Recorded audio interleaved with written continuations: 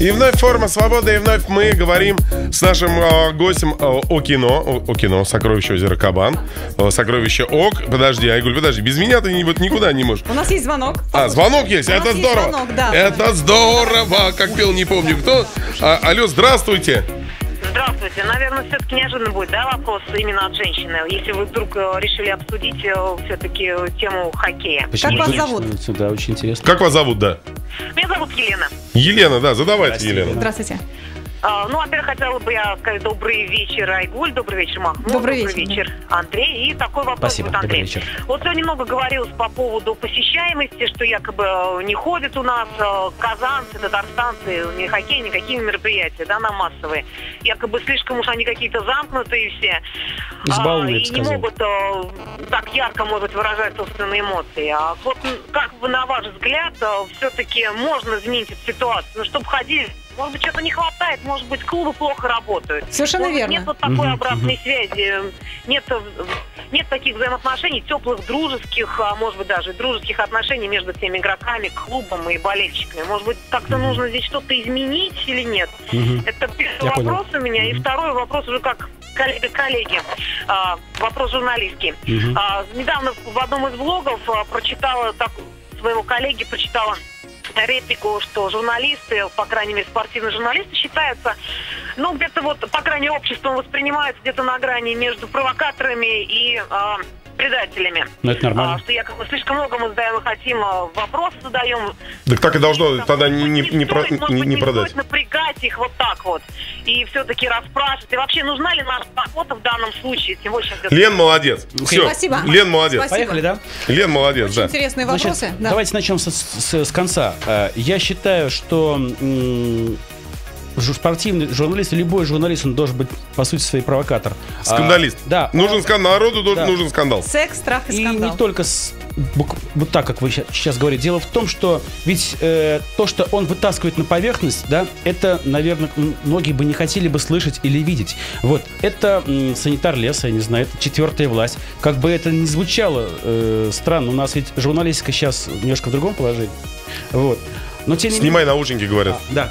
Но, тем не менее, я считаю, что журналисты должны быть злые, агрессивные, колючие, ядовитые и очень гадкие. Вот.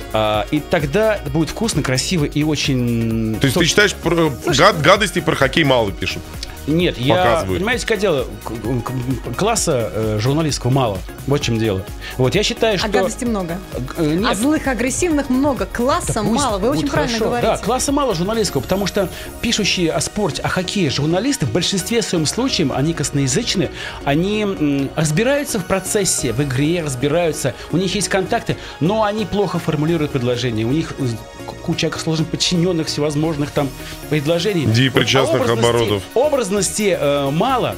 Вот. Я считаю, что было бы блестяще, если бы о хоккее, о футболе писали широкообразованные люди, обладающие чувством юмора, которые уезжают в Израиль. Вы про этих людей говорите? Так и есть. Им хватает ума уехать отсюда и не заниматься этой ерундой. Ну, не знаю, я тоже мог уехать в Израиль, но, тем не менее, как бы мне очень... Да, вы потому что таите... Подождите, там вторая часть вопроса была. Вторая часть вопроса. Пусть висит. Хорошо, поясните, хоккеисты и болельщики, вот это взаимоотношения. Лена спросила. Я скажу так, Лена сказала о том, что, по ее мнению, недостаточно взаимодействия клуба и болельщиков. Да. Я считаю, что она могла быть права там 2-3 года назад. Сейчас ситуация начинает меняться. Я могу это говорить авторитетно и смело, потому что я нахожусь в этом процессе. Клуб Ак-Барс сейчас повернулся к своим болельщикам. А Ак-Барс пытается найти способ взаимодействия так, чтобы как бы слиться в один единый какой-то организм. И вот здесь я должен сказать одну вещь, которая сейчас, возможно, вас испугает, огорчит или вы скажете, какой безнравственный человек. Вот вчера случилась трагедия, погибла девочка. Да. Милая, красивая, замечательное, нежное существо. Я посмотрел на фото, это удивительный человечек. И говорят, на первый раз поехал на игру. Вы знаете, умереть за свою команду, это, я не знаю, как это. Вот человек отдал жизнь за свой клуб. Вот. Я считаю, что это момент, который может сблизить и клуб, и болельщиков. Да, вы помните вчера, когда Акбарс после игры... Они подошли все и минуту помолчали. Вот это было очень трогательно. Ребята, я слышала, что автобус поехал дальше, и там все дальше выпивали. Автобус вернулся. Но, тем не менее, автобус вернулся. Тот автобус, в котором была девочка, автобус вернулся. Я думаю, знаете, что сейчас один из, не знаю, тоже скажу, парадоксальный, может, мысль. Может быть, есть смысл учредить и подумать о неком призе верности команды имени Эльмиры Латыповой. Можно обсудить, как это, кому там будут вручаться, какому болельщику, за что, в итоге чего. Но вот эта смерть этого прекрасного существа, она может, я не знаю, безнравственно с моей стороны звучит, но сблизить как-то нас. Ну, вообще родителям выражаем, конечно, соболезнования. Соболезнования выражаем, горе. дорогие друзья. Горе страшное. Да. Ну, давайте примем звонок. Спорное, но давайте примем другой звонок, пожалуйста. Алло, здравствуйте. Здравствуйте. Зовут вас как? Артем. Артем, задавайте вопрос. Здесь Андрей, Айгуль Махмуд. Я хотел задать вопрос по поводу фильма «Сокровища озера Кабан». С удовольствием. Пожалуйста. Насколько я знаю, его никак не могли доснять из-за разного рода происшествий. Мистического характера, да? Да. Да. Могу отвечать? Да. Все, спасибо большое. Так, что за мистические характеры были? Нет, на самом деле, смотрите, посылка не совсем верна. Не то, что не могли доснять, его досняли, и успешно у нас закончились съемки. У нас съемки шли в Москве, в Казани, в Крыму, Бахчисарае и в Владивостоке. Вот. И фильм, да, вот такая география. Татарский пролив, вот это, что ли? Нет, там не буду рассказывать вам детали. Ну хорошо, посмотрим кино. Приятным сюрпризом. Почему? Пойдем в кино. Концовка. Пойдем в кино, Андрюша. Пойдем в кино, Андрюша. Да. Но фильм таки досняли, все нормально. Да, все нормально. Ну, а у Алексея Воробьева, да, очень много случилось после съемок этого фильма. Скажем по-другому. Неприятностей. Смотрите, дело все в том, что нет, все было успешно, все прошло нормально. Но вот еще в 19 веке, не знаю, 18-м, вот появились эти легенды о водяной Сонасы, о змее Аджаха, которые живут в этом озере и охраняют от вмешательства в поиске этих сокровищ. Вот. Я думаю, что эти предания — это есть некая форма народной памяти, не задокументированная. Дело в том, что люди всегда как-то пытались объяснить вещи, которые они не могут постичь. Скажем, раньше они объясняли проделками злых духов. Сейчас объясняют какой-то энергетикой отрицательной. Вот. Средства массовой информации много писали там о том, что происходило у нас на съемках. Были неприятности, значит, но вот после того, как был отслужен молебен, сначала имам приходил, и после того, как имам отслужил, закончились проблемы наших мусульман, потому что у нас были как казанцы татары, так и узбеки. А потом на следующий день пришел православный батюшка. Айгуль, меня тоже поправь, Айгуль. Она там, да, мне тоже. Айгуль, мне тоже, пожалуйста, поправь, а вот это. Хорошо. Блин, вот везет. Значит, да, некоторые. Да, не все в шапке ходят. И потом. Да, и после закончились проблемы у православных, что называется. А я считаю, что в этом озере что-то есть. На самом деле. В озере Кабан. Да, что... Сокровища вы имеете в виду? И сокровища, кстати, о сокровищах. Параллельно со съемками нашего фильма шли поисковые экспедиции, работали наши знакомые, которые перед тем, как начать искать эти сокровища, они получили благословение. Вот. И вот у них все прошло успешно. Сейчас они утверждают, что они даже нашли уже, и, в принципе, они готовы к подъему. Вот. А то, что касается Алексея, но комментировать его здоровье, это компетентно Вы связываете все-таки эти несчастья, произошедшие с героем, в данном случае главным, да, со съемками вот этого фильма, с вторжением вот в эту мистическую Казань, которая, возможно, не открыла вам ворота, и все-таки вы не получили благословение на то, чтобы рассказывать об этом всем? Я получил благословение в самом начале, когда я брался за этот проект, получил благословение. Каким образом? Я пришел в храм, я православный, я пришел в храм Спаса Нерукотворного и попросил благословения у отца Федора на эту работу. Вот. И, слава богу, все нормально. Что касается вашего вопроса, я скажу так. Средства массовой информации достаточно об этом писали. Есть разные точки зрения. Подходили, как пишут СМИ, вещи весьма странные и даже порой жуткие. Журналисты называли наш проект, сравнили его с Булгаковым, с «Мастером и Маргаритой» по количеству странных событий, связанных с этим фильмом. Но фильм, слава богу, или как говорят Алла Берса, снят. И лично мне он очень нравится. Он получился вполне симпатичный. Можно я тоже вот задам вопрос? Ну вот вы слышали про какие-то мистические вещи. Я слышал, что у фильма некоторое время назад были проблемы с деньгами. Чтобы как-то их решить... Ну, я вот что слышал, вот то и рассказываю я.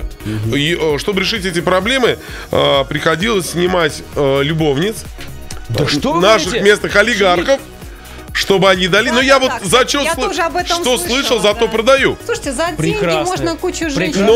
Ну, классно, кстати. Посмотрим, как будет оправдываться. Вот интересно, я как... Сколько мне надо заплатить, чтобы сняться в вашем фильме? Мы с вами обсудим. Вот так вот, вся правда о рыбе. А сколько вам заплатили, чтобы снялись любовницы олигархов? Секундочку, по-другому поставим вопрос. Я, как креативный продюсер этого фильма, обязательно уцеплюсь за эту идею. Это надо развить. Как он этот уж, да? Этот уж. Как можно больше. Выкрутился. Мне интересно, если люди говорят такие вещи, это значит, что фильм не безразличен. Вот, когда люди что только не говорят. Жены олигархов мечтают сняться в нашем фильме. У нас очень симпатичный режиссер. Да, а своих каких-то вот... тоже ничего, Андрей. Спасибо. Вы своих любимых женщин снимаете или нет? Извините. Началось. У нас всегда программа заканчивается одинаково. Вот это рукоприкладство. Посмотрел на меня внимательно. Ну так что, любимых женщин будете снимать? Своих любимых женщин, да, кстати, в фильмах снимаете своих? Нет, я же православный человек, у меня же не 4 жены. Но нас жена сейчас ваша не слышит, поэтому давайте расскажем что-нибудь. Давайте признавайтесь. Да. Нет, что вы хотели узнать, кстати? Как он съехал сразу, да? Ну все понятно с вами. Этот матч, господа, Уникс все-таки выиграл. 71-60. Домингес не играл. Домингес там играл. Валенсия играл. Но, вот вы знаете, опять-таки, да, все-таки судьба-то улыбнулась, но улыбнулась криво. Но дальше в полуфинал Кубка Европы по сумме 2 матчей проходит в Валенсия. К сожалению, вот это так. Но, тем не менее, Уникс с победой. Молодцы, ребят. В жизни все бывает. Итак, мы возвращаемся к фильму. Да, ну что с Акбарсом, все заканчиваем. Давайте прервемся сейчас на рекламу, друзья, и потом продолжим. Можно, да, я скажу, что мы сегодня скачем от темы к теме, потому что все сегодня связано. Продюсер фильма «Сокровища озера Кабан» в студии, он же лидер московского фан-движения Барс Бэнд, поэтому так интересно с ним разговаривать. Давайте вопрос, который сейчас пришел от наших друзей в соцсетях. Артур Гайфуллин спрашивает, я вам зачитаю, не переживайте, Андрей.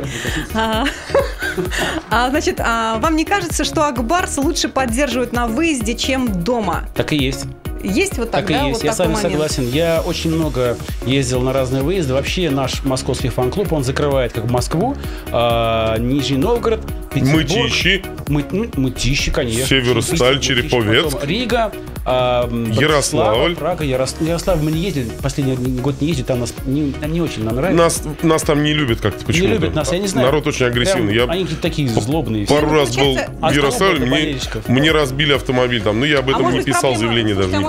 Слушай, какие страсти мордасти в жизни? Там очень злобный, там колхоз такой, ну, не в обиду ярославцам, там колхоз. В общем, да. Там такое, они шинники, вот, они шинник. Друзья, что касается заполняемости, мы сегодня говорили об этом, у меня вот есть цифры, если хотите, я озвучу. Заполняемость 2012-2013 года, да, вот она такова. Лидирует СКА, Санкт-Петербург, это 104% заполняемость зала. Вы представляете, приставные стульчики с собой люди берут и приходят. Санкт-Петербург молодцы, хотя там, знаете, культурных событий очень много, да, есть. Как они больше, чем вот полностью набивают. Амур, 100% заполняемость. Ну, они золотоискатели, чем там? Чем там, да, с них брать, да. Славан, не знаю откуда, вот это 98%. Реально, я там был. Там битком. Потрясающая обстановка, потрясающая. Я пошел, расскажу историю, поехал, но в этот день играл Новокузнецк. И мы, значит, все, а у меня товарищ, который с нами ездил, он тоже бывший Новокузнецк, а в Питере в управлении при президенте работает по строительству. И мы, значит, идем все на хоккей, все в сетках, наряд, я сетку акбарскую взял. Все, идем с флагами, идем, и вдруг там надпись такая: галерея пива. И, в общем, мы по телевизору, даже он, который специально летел на этот матч, мы, короче, смотрели по телеку. А мы там были в Крисмас, ездили в Крисмас. Нет, они потом говорят, почему люди на хоккей не ходят. Вы представляете, специально полететь и свалить в галерею. Ну, там еще, ладно, в зоопарк мы не подались, это там же, та же станция метро. Все можно ожидать. Самая низкая посещаемость в Москве. Ну, конечно, что там? 59%. На коне ходит меньше всех на ЦСКА. Спартак 57%. Кстати, Новокузнецк, Металлург 56%. На предпоследнем месте в этом списке среди 26 команд, если не ошибаюсь, да, 55% это Акбарс. Акбарс, друзья. И только Лев на первом матче с Салаватом еще меньше народу. Все, вот это вот я хочу спросить, да? Может быть, вся проблема в том, что Акбарс теряет популярность? Вы знаете, дело вот в чем. Я уже это говорил. Дело в том, что вот харизма акбарсовская выстрелила при тройке ЗЗМ. Там была другая игра совершенно. Но так играть было как бы долго нельзя. Ушел Зиновьев, и команду перестроили. Теперь команда Акбарс играет... Теперь команда зато, понимаешь? Да, теперь команда. Теперь как бы раньше всегда Казанский хоккейный клуб еще со времен Маслова говорили, что команда одной тройки. А сейчас забивает вся команда. Вы посмотрите. Не, ну почему люди-то не ходят, господи? А вот этот вопрос самый главный. Просто. А может быть, просто люди не хотят тратить время сейчас? 3 часа, да, на сам матч. Полтора часа подъехать, полтора часа уехать. Дело это в том, что, смотрите, ведь... целый фрагмент жизни. Вот я сейчас вот идет же подготовка к универсиаде. Универсиада, информационное пространство забило. Да. Не остается места хоккея, мне Во-вторых, кажется. на каком-то этапе город был так неудобен для передвижения. И сейчас он так неудобен для передвижения. Это ужас какие-то. Да, многим было сложно очень. И сейчас еще хуже. Сейчас уже такого нет, народу нет там. А во-вторых, нет, Мосгород нефтеарена. Ты не была давно на хоккее просто. 55% всего подъезжает. Да каждая ладно, вторая машина. чепуха. Потому что сейчас вот сдадут новый паркинг, очень удобный. Да, рядом. И вот увидишь, посещаем сразу, потому что на машине туда это нереально. Да, это пешком туда это нереально. Только если ты знаком с гендиректором Татнефть-Арена. Хочу сказать другое. Беда большая нужна. Вот после этого народ пойдет. Вот, кстати, совершенно верно, да. Потому что либо какое-то знаковое событие, там история с подсолнухами, с вентилятором, что-нибудь такое знаковое. Народ на это матч. народ очень тянет. Я был свидетелем, как на входе. С этим вентилятором вы меня с этим алмазом Там Грифулиным вообще разыграли. ребята Мне хотели потом сделать сказали, флешмоб. что там было вообще. Флешмоб. Они, помнишь, продавали такие надувные ромашки, да? Они вот накупили этих ромашек, их не пустили с этими ромашками. Вот, их встретил там какой-то представитель чего-то, и такой, нельзя с этим сюда. И тем не менее, вентиляторы, в моей истории, это совсем другая вещь, это вообще криминальная история. Вентиляторами назывались те, кто, в общем, как бы это связано с обналичиванием денег. Да, а эти дрались, бегали вот эти. Наши хоккеисты. Я сам не в курсе этой истории. Я про ромашки даже ничего не знаю. Ромашки знает вся страна. Я не знаю. Вся страна. Речь идет о ситуации с Обуховым, дорогие друзья. Посмотрите. Мамой клянусь, да, ничего не знаю. Там все есть. Ну, не знаю, потерян. Ну, вот даже я смотрю на своего мужа, дорогие друзья. Много лет назад можно было в другую квартиру уезжать, когда он смотрел хоккей. Это было невыносимо. А сейчас что? А сейчас он смотрит только в интернете сход матча. Ну, сегодня, правда, страдал, что у нас... Алюль, можно один интимный вопрос? Он вообще как? Что? Ну, вообще, вот он как раньше и как сейчас. Да, вот как раньше, если вот сравнивать. Простите, вопрос ребром. Он объелся груши или не объелся груши? Да. Не, вы сейчас не о том, господа. Я сейчас буду, так сказать, Позвольте. Ладно, все.